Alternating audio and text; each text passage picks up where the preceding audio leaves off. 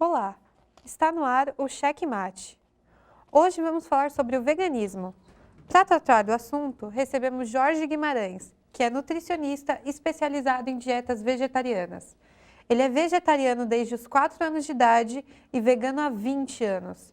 Jorge dirige uma empresa de consultoria em nutrição vegetariana, ministra cursos e palestras sobre o assunto e é docente da primeira disciplina de nutrição vegetariana em cursos de pós-graduação no Brasil e tem trabalhos publicados em revistas científicas de alcance internacional. Além disso, foi criador do primeiro restaurante vegano da cidade de São Paulo, aberto em 2003. Jorge é ativista de destaque dentro do movimento de defesa animal. Desde 2006, preside a ONG Vedas, Vegetarianismo Ético, Defesa dos Direitos dos Animais e Sociedade, e é conselheiro consultivo do Instituto Abolicionista Animal e membro fundador da Sociedade Vegana desde 2010. Jorge, é um prazer ter você aqui com a gente hoje. Prazer meu. As pessoas que são veganas não consomem nenhum tipo de produto que tenha origem animal. Você pode explicar um pouco mais para a gente sobre essa filosofia de vida? Então, o veganismo, o vegano é um indivíduo que exclui, né, do seu hábito de consumo tudo aquilo que derivou, que precisou de exploração animal para ser produzido. Então, não só em relação à alimentação, que no caso seria então a exclusão das carnes, dos leites, ovos, mel, né, como também no vestuário, couro, lã, seda, nos cosméticos que tenham ingredientes de origem animal ou que tenham sido testados em animais e até mesmo no entretenimento, né, que a pessoa escolhe, então excluindo da sua lista de possibilidades, rodeios, zoológicos e circos, né? Então, o objetivo no veganismo é não contribuir com a exploração animal dentro de tudo aquilo que a gente consegue determinar que haja exploração animal, né? Muitas vezes há uma exploração que está oculta ali, né? A gente, na comunidade, assim, durante muito tempo, você está consumindo um produto e vem a informação de que foi o caso do produto de coco, né? Recentemente, nesse ano, no ano passado, que veio a informação de que aquela fazenda utilizava exclusivamente jegues para transportar os cocos, né, para lá e para cá. Então, se a gente tem a opção de estar comprando os produtos de coco de outra empresa, né? Então também vai cada vez mais filtrando assim a exploração animal, porque a gente entende que excluindo do hábito de consumo dos indivíduos, essas empresas perdem a força, enfim, ou vão ter que mudar, né, por pressão para formas que não explorem animais, ou simplesmente vão deixar de existir para que outras empresas que incentivem o consumo de produtos vegetais, ou seja, no vestuário ou nos cosméticos, essas possam ser priorizadas.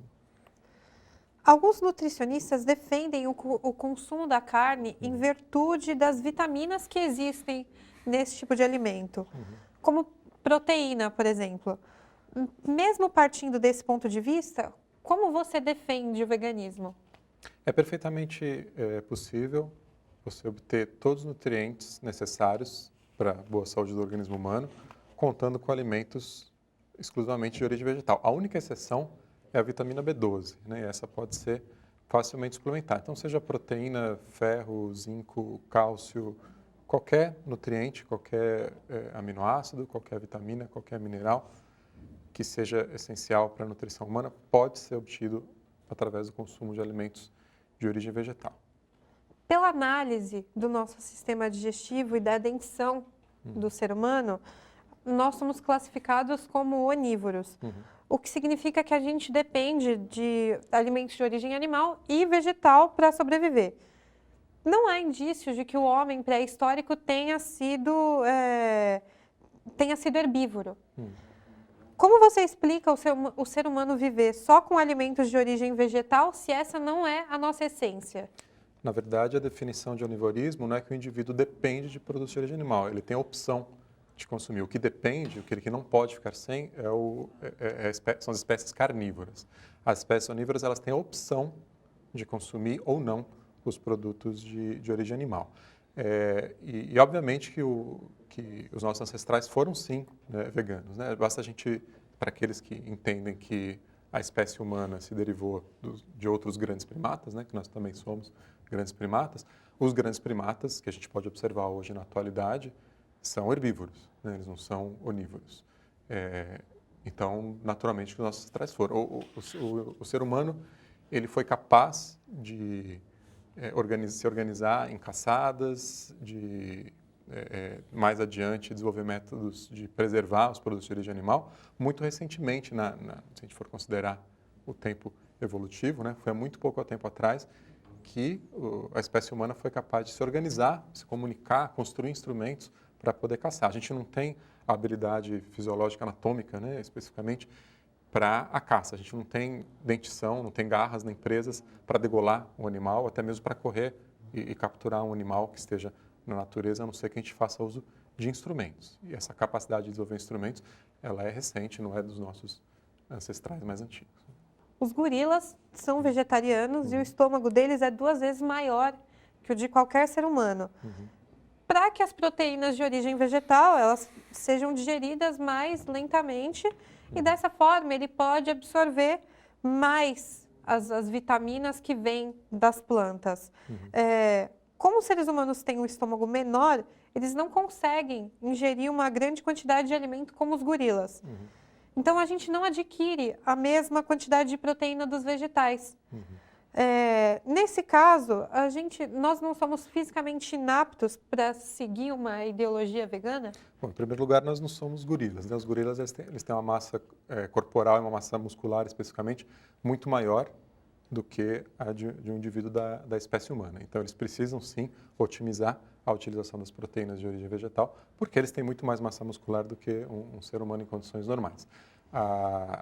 Outra questão é que eles não processam os alimentos, eles não cozinham, eles não selecionam, né? Os alimentos que eles consomem são extremamente ricos em fibra, né? De muito mais difícil digestão e muito menos concentrados. Quando a gente cozinha ou processa, ainda que levemente, os alimentos, a gente está concentrando esses nutrientes.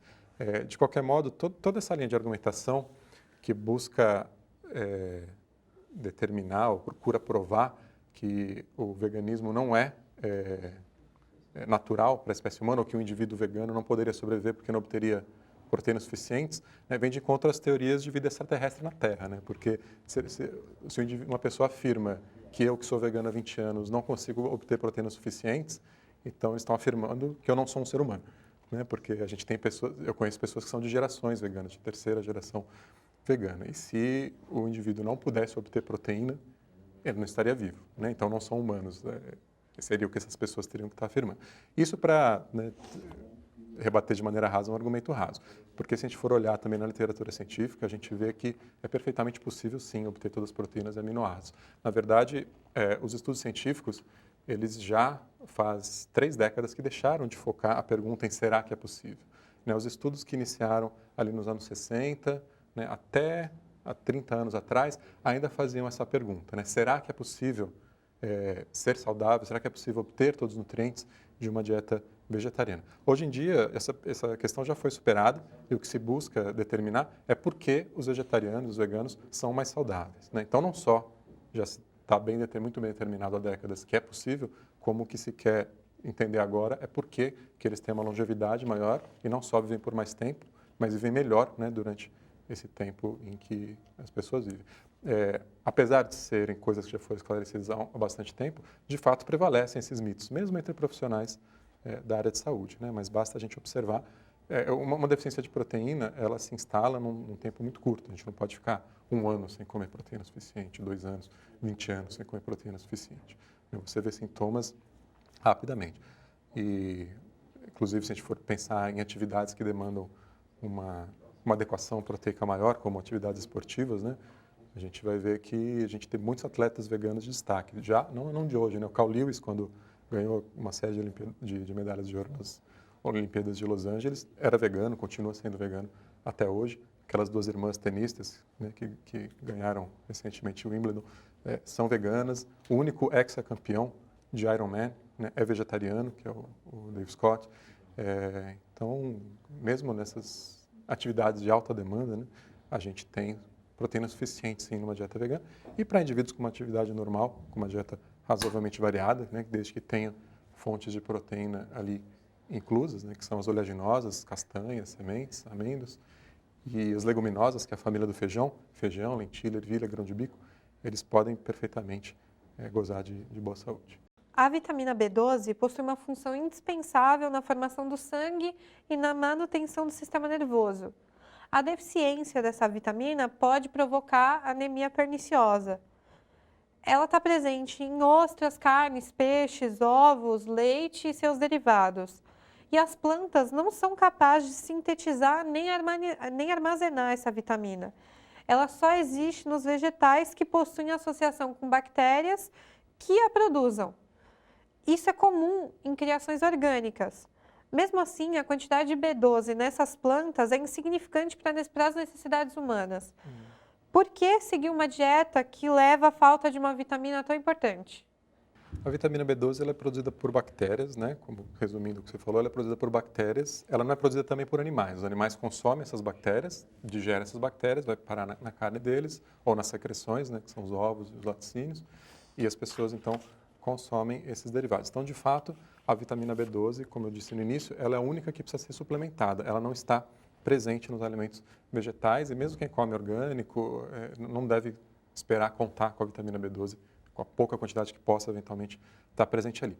Mas o fato é que a natureza nunca desenhou a vitamina B12 para ela vir de uma fonte dietética.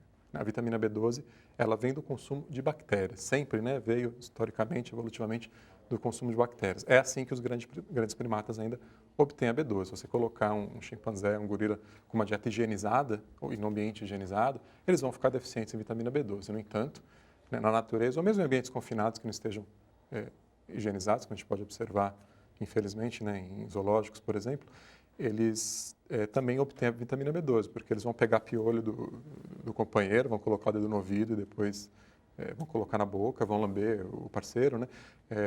Então, assim vem a fonte B12 deles. Para nós, a vitamina B12 sempre veio da água, contaminada com bactérias, dos alimentos que antes não eram produzidos quimicamente ou com pesticidas, não vinham em embalagens longa-vida, ou não eram cozidos, né? Então, a gente sempre teve, durante a nossa evolução, em contato com a natureza, essa fonte bacteriana.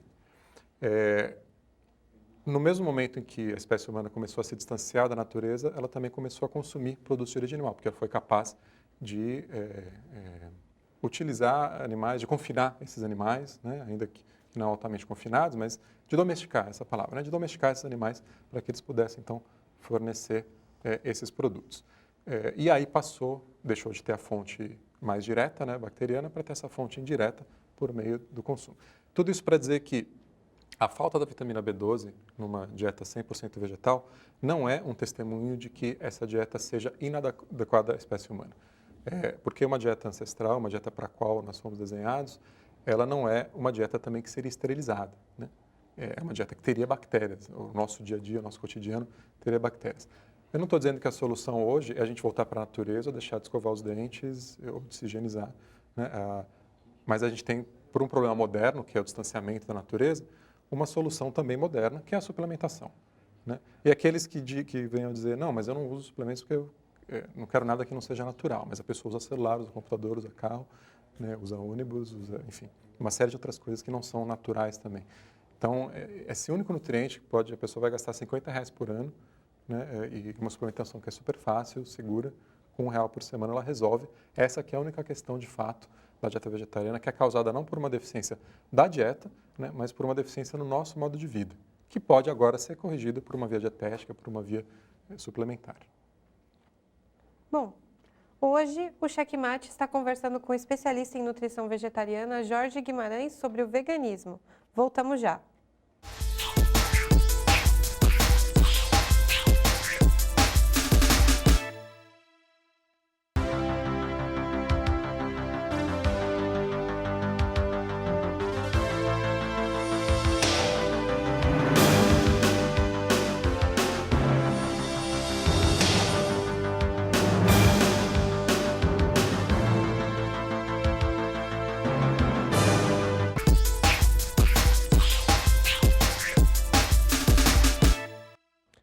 Estamos de volta com o Checkmate, que hoje fala sobre veganismo e recebe o especialista em nutrição vegetariana Jorge Guimarães.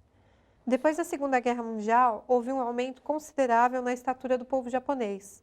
A chegada dos norte-americanos transformou os hábitos alimentares da população nipônica e em uma reportagem da revista Época é demonstrado como os tanques japoneses eram pequenos para se adequar à estatura do soldado.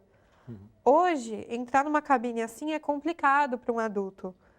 Ainda no tocante à população japonesa, os estudos sugerem que o consumo das proteínas de animais em comparação com povos ocidentais não está relacionado com casos de acidente vascular cerebral ou infartos. Logo, esse tipo de doença é mais relacionada à ingestão de gordura animal e colesterol do que apenas à ingestão de proteína animal em si. Dessa maneira, como a gente explica que uma dieta que contém carne pode ser ruim? Bom, primeiro que o aumento de estatura não significa necessariamente que a população esteja mais saudável, né? Ou não é um indicador de saúde ou de prosperidade, o fato do indivíduo tá mais alto ou não. De qualquer modo, a gente não teve na população japonesa um aumento de doenças cardiovasculares, mas teve sim, e de maneira bastante marcante, um aumento de cânceres, né, da incidência de cânceres desde essa época. Por um lado, o que eles aumentam no consumo de proteína não é tanto, eles focam muito mais em animais marinhos, né, que teriam uma quantidade de gordura menor se comparado com frango, com boi, com bois e vacas, com porcos. Ainda assim, né, de novo, não é um indicador de saúde simplesmente porque os indivíduos estão mais altos. A população japonesa, ela focada, tanto a japonesa quanto a chinesa, né, a asiática de uma maneira geral, ela é alvo de muitos estudos, né, e principalmente em relação a um estudo feito na China, que chama o China Study, feito pelo Dr. Colin Campbell, né, que é o estudo mais compreensivo, né, com uma amostragem maior de indivíduos vegetarianos, porque boa parte da China rural, a maior parte da China rural é vegetariana, mostra que essas populações têm uma longevidade muito maior, né, e gozam de uma saúde muito maior justamente por consumirem mais alimentos de origem vegetal. E aqueles núcleos, né, dentro dessa comunidade maior, os grandes centros, né, consomem mais produtos de origem animal, têm uma perda, né, em relação a essa população geral, porque justamente pela presença desses produtos de origem animal. Atualmente, ter uma dieta vegana exige um investimento financeiro alto. Algumas pessoas não têm condição de manter essa alimentação por esse motivo. Então, quer dizer que apenas uma elite pode ter uma alimentação vegana de qualidade? Esse é outro mito, né, que uma dieta 100% vegetal, vegana, seja mais cara. O que é mais caro são produtos altamente industrializados. Então, uma salsicha vegetal vai ser mais cara do que uma salsicha de origem animal. Ou um queijo de soja, alguns produtos assim, mais processados, um leite vegetal que vem numa caixinha longa-vida. Mas tudo que você precisa para uma dieta 100% vegetal, você encontra na feira e nos mercados livres. Como eu afirmei agora na última pergunta, né, a maior parte da população da Índia e da população da China é vegetariana, são populações de baixa renda, né? A gente tem no Brasil alguns produtos de origem animal mais baratos, né, porque esses produtos recebem alto subsídio. Então, alguém, na verdade, está pagando por isso. Eles não são mais baratos, né, que todos os contribuintes estão pagando para que aquilo pareça mais barato para o consumidor final. Basta a gente pensar que para produzir um alimento de origem animal, a gente teve que primeiro produzir aquele vegetal e investir daí mais recursos, né, mais terra, mais água, mais energia, mais transporte, mais refrigeração, para resultar num volume menor de produto de origem animal em relação a todo aquele produto vegetal que foi ofertado para aquele animal. Então, não tem como, matematicamente, ele ser mais barato. Ele só é mais barato por causa de todo um sistema de subsídios e incentivos, né, para essa forma de produção. Então, do ponto de vista econômico, mais lato sensu, ele não é mais barato. Ele pode estar mais barato no mercado. Ainda assim, os produtos vegetais que não são altamente processados são tão acessíveis quanto. O veganismo é visto como radical, inclusive por alguns protetores dos animais, que ainda defendem o consumo de carne como cultural. Você acha que essas pessoas são hipócritas? Bom, o que a gente diria de um grupo de indivíduos que defende os direitos humanos, exceto a pedofilia? né? Ou exceto a escravidão, porque a escravidão é cultural, está na Bíblia, né? A escravidão sempre existiu. Então, porque é cultural, a gente defende direitos humanos, mas nem senão porque está na Bíblia que pode. Né? É hipocrisia, claro, né? Isso é altamente hipócrita. Mas eu acho que, antes de ser uma hipocrisia, é uma falta de informação. É o que a gente chama de esquizofrenia moral ou especismo eletivo. Né? Então, o especismo é quando o indivíduo discrimina entre espécies. Então, a espécie humana deve ser respeitada, tem direitos, as outras espécies não. Assim como o racismo, o sexismo, né? O especismo é aquele que distingue não entre cor de pele ou sexo, mas distingue entre espécies. E existe o especismo eletivo, onde a pessoa elege que baleias, cães da raça Beagle e coelhos devem ser protegidos, mas porcos, vacas, que são os mais explorados, mais numerosos, não devem ser protegidos e vão vir com justificativas diferentes. Né? Mas geralmente é uma questão de tempo para a pessoa fazer a relação de que esses animais são tão sencientes, têm a mesma capacidade de sofrer, sentir dor, medo, frio, prezam pela sua vida, pela sua liberdade, tanto quanto aqueles outros que eles já entenderam que merecem proteção. E, acima de tudo, né, também são explorados num número, numa quantidade muito maior do que esses que já gozam de alguma proteção. Existem sociedades que ainda vivem de caça e pesca, como os esquimós e os índios. Elas devem ser orientadas para abolirem essas práticas envolvendo os animais? Ainda que culturalmente, né, essas comunidades tenham esse hábito e seja muitas vezes a base da alimentação delas, eles têm todo o aparato psíquico, né, para fazer a relação de que aquilo não é justo com aquele animal. Né? Eles têm a capacidade de entender a compaixão, empatia ou, no mínimo, o respeito em relação a outras espécies. E aí, de novo, o que falta é informação e talvez, se a gente está falando de situações muito extremas, né, de comunidades em situações muito extremas como dos esquimós, né, falta também não só informação, mas um apoio, né, uma forma para permiti-los viabilizar algo diferente. É claro que essa não são as primeiras populações que a gente visa veganizar, né, pegar as de situações extremas. A gente tem um número muito maior de pessoas, portanto, debaixo delas um número muito maior de animais sendo explorados, em sociedades que podem perfeitamente fazer a transição, que tem todo o conforto, comodidade e recursos tecnológicos para fazer a transição de um sistema de exploração animal para um sistema onde animais não sejam utilizados.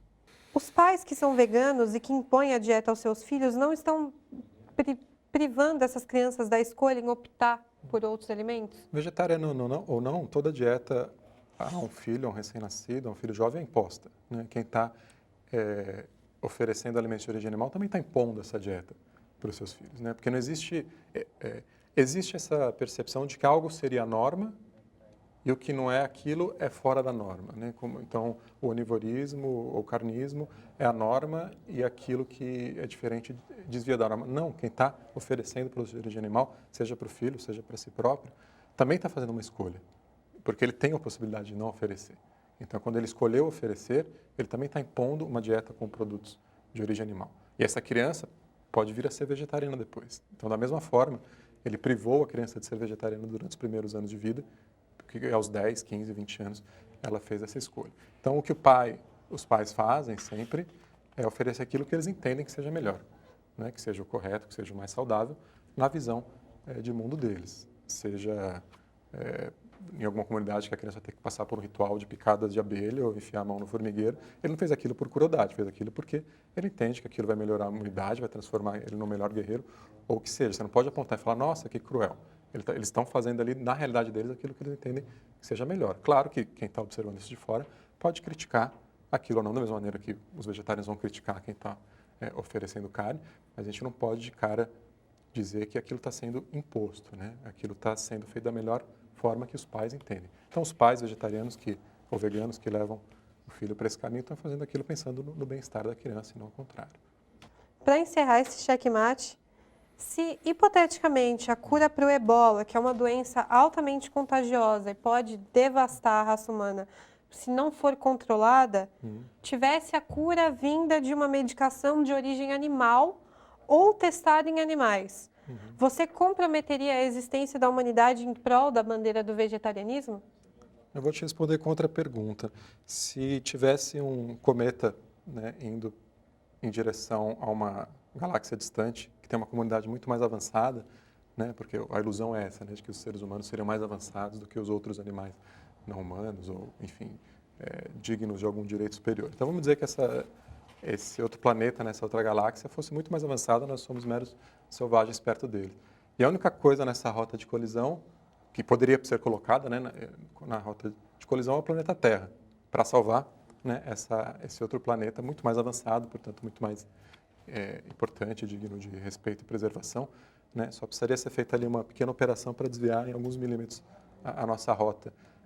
A gente sacrificaria toda a humanidade, na verdade, todas as espécies do planeta e toda a história desse planeta para salvar esse outro planeta. Os seres humanos escolheriam isso ou o problema de quem vive nessa outra galáxia? Da mesma forma, né? Quaisquer que sejam os animais que hipoteticamente poderiam salvar, não é problema deles, né? O ebola está afetando os seres humanos e não esses outros animais. De qualquer modo, vou deixar então para as pessoas responderem o que elas escolheriam, né? Sacrificar o nosso planeta se fosse para salvar um planeta superior. Mas, de qualquer forma, é uma ilusão, né, pensar que testes animais poderiam salvar algo. Até hoje a gente não tem cura para câncer, cura para síndrome da imunodeficiência adquirida e para uma série de doenças que vem sendo há décadas, né, prometidas como de ser encontrada a cura em testes animais. A gente tem muito mais doenças e acidentes sendo provocados pela ilusão de que os testes animais salvam vidas, né, do que doenças sendo curadas pelos testes animais. Obrigado pela presença no nosso programa. Eu que agradeço, como sempre. E quem quiser saber mais das ideias do Jorge, entre no site www.nutriveg.com.br e o Checkmate de hoje fica por aqui. Até mais!